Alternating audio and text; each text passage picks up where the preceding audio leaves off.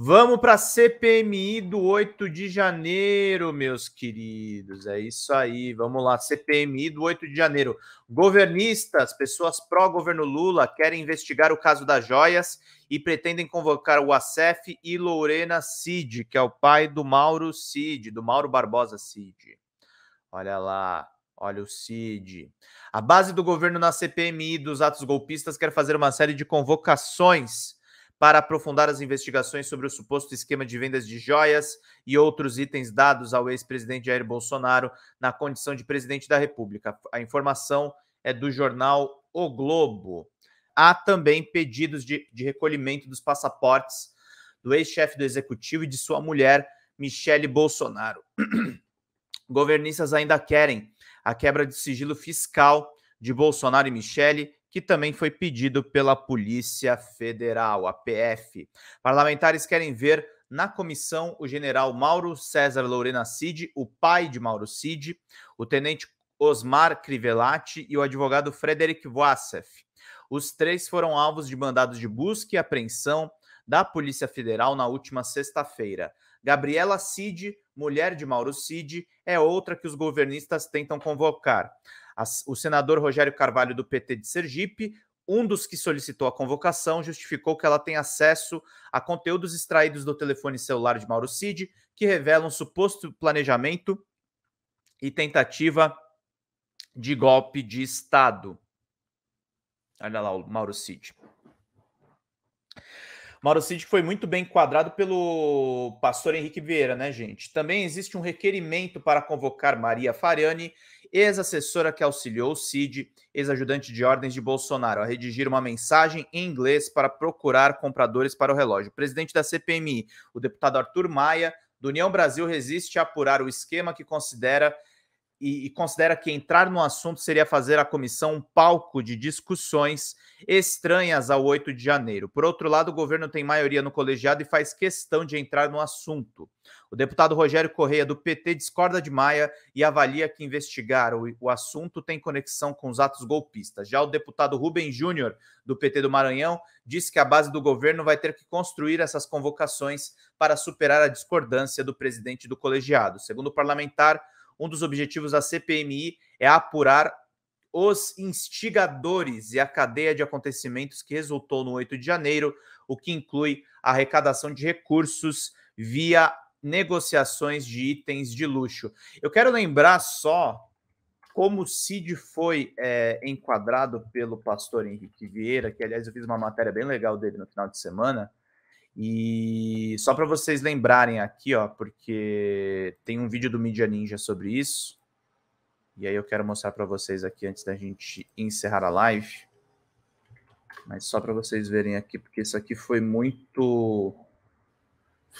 preciso o que o Henrique Vieira fez com o Mauro Cid. Vamos ver aqui só.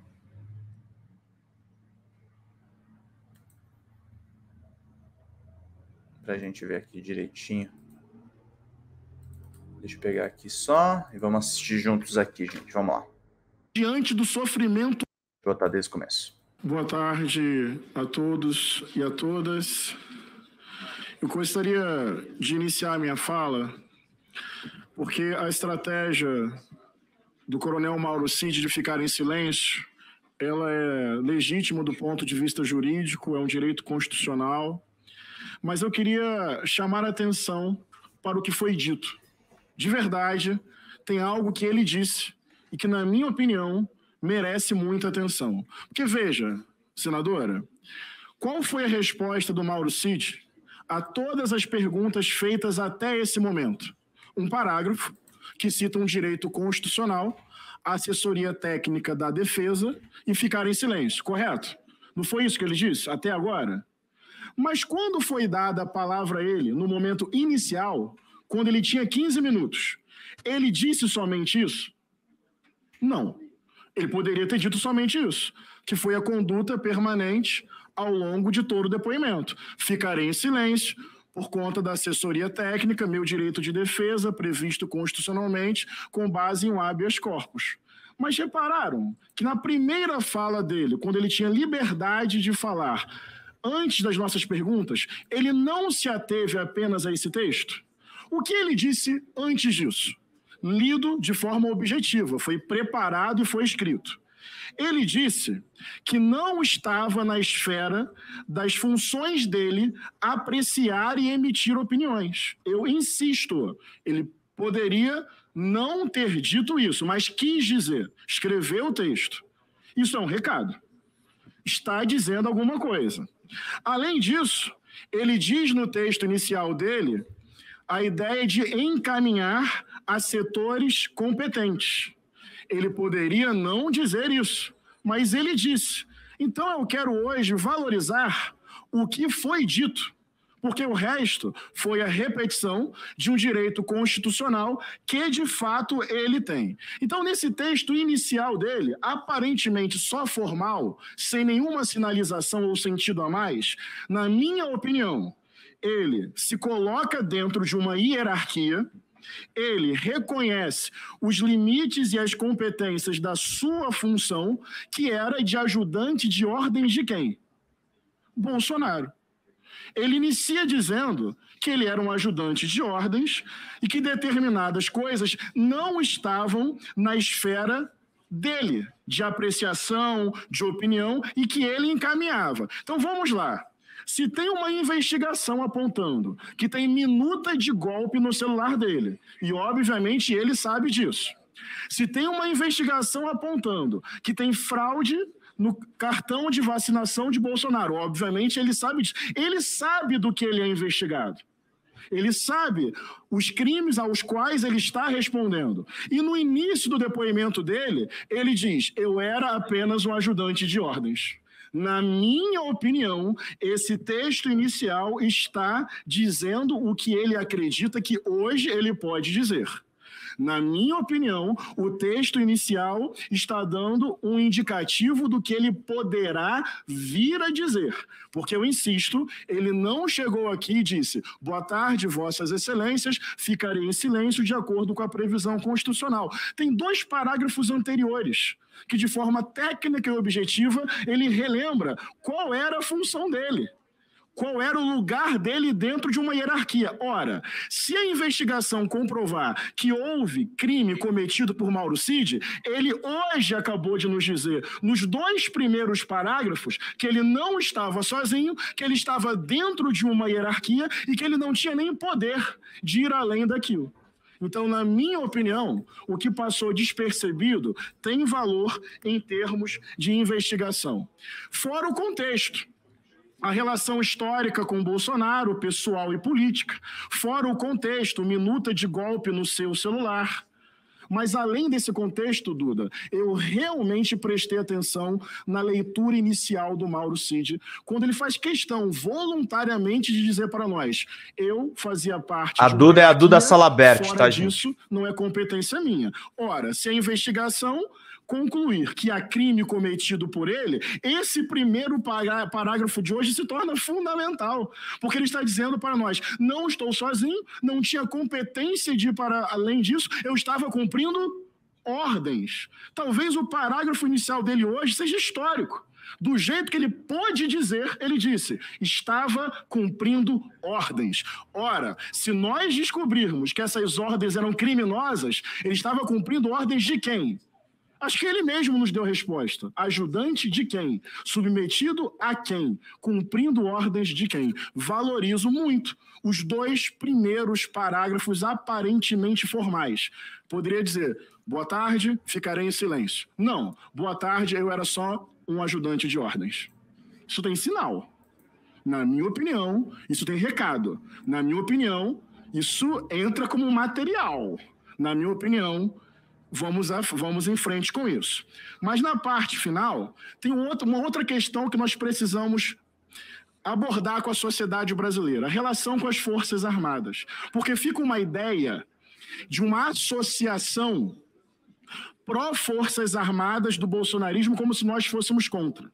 Mas nós estamos diante de um coronel que está fardado e que, ao que tudo indica, fraudou uma carteira de vacinação e numa conversa com o coronel Lawande, nós não podemos esquecer isso, está escrito lá que Bolsonaro disse, segundo o Mauro Cid, que ele não confia em quê? Não confia, Jandira falou isso textualmente, no alto comando do Exército. Então, eu quero chegar aqui a uma conclusão importante. Eu estou falando e não perguntando, porque já sei de antemão que o Mauro Cid não responderá. Eu quero quebrar essa ideia. Eu quero poder dizer que fica comprovado que determinadas ações criminosas envergonham o Exército.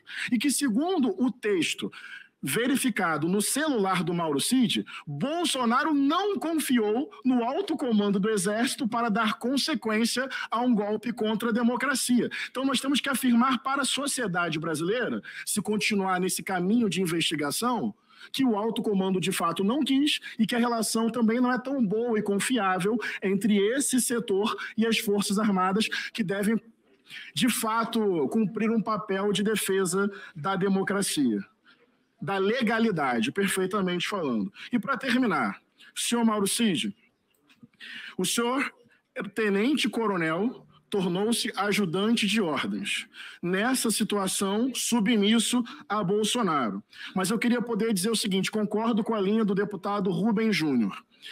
Defender-se agora, na minha opinião, é dizer a verdade sobre todas as pessoas que participaram disso. Porque o senhor está deixando de ser, abre aspas para o Rubem Júnior, fiel assessor para bode expiatório. Na minha opinião, posso estar equivocado do ponto de vista jurídico, quanto mais responsabilidade sobre o senhor, maior a sua pena. Quanto mais o senhor reconhecer que houve uma arquitetura política e coletiva, por uma dimensão de proporcionalidade, menor a sua pena. E o bolsonarismo, eu quero terminar com isso, na minha concepção existe direita, existe conservadorismo, como a Duda muito bem descreveu, e existe uma outra coisa chamada bolsonarismo, que a gente vê nos bastidores aqui no plenário. É glorificação do ódio, é sarcasmo, é ironia, é desprezo completo à dignidade do outro, é riso diante do sofrimento humano, é uma lacração intencional na busca por autopromoção a partir do ódio deliberado contra o outro. O bolsonarismo faz da violência política e da política violência, no microfone e fora do microfone. Então, essa lógica cruel não vai ter compaixão do Senhor, não vai defender o Senhor, pelo contrário, vai comemorar toda a responsabilidade em cima do Senhor, porque é da lógica do bolsonarismo a ausência completa de solidariedade, compaixão, sensibilidade, amor ao próximo, é a violência como política e a política como violência. E nesses últimos 40 segundos, eu gostaria de manifestar solidariedade à companheira Érica Hilton. Eu jamais compararia uma frase tipo: a pessoa que está chamando a atenção está carente, com um crime tipificado em lei de homofobia. Não dá para comparar.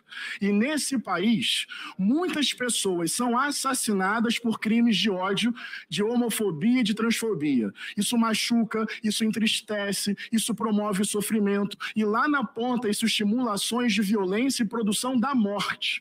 Nós poderíamos divergir, trocar ideia, pensar diferente, mas a extrema-direita é a promoção do ódio e da morte. Solidariedade a Érica.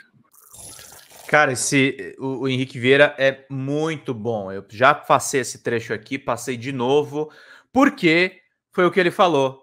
O Mauro Cid fala de uma cadeia de comando e nós temos um escândalo das joias em que tem o pai dele junto. Quando o Henrique Vieira falou essas palavras lá na Câmara, no Congresso, na verdade, ele não imaginava que a gente teria esse escândalo das joias envolvendo o Cid e o pai dele também conosco.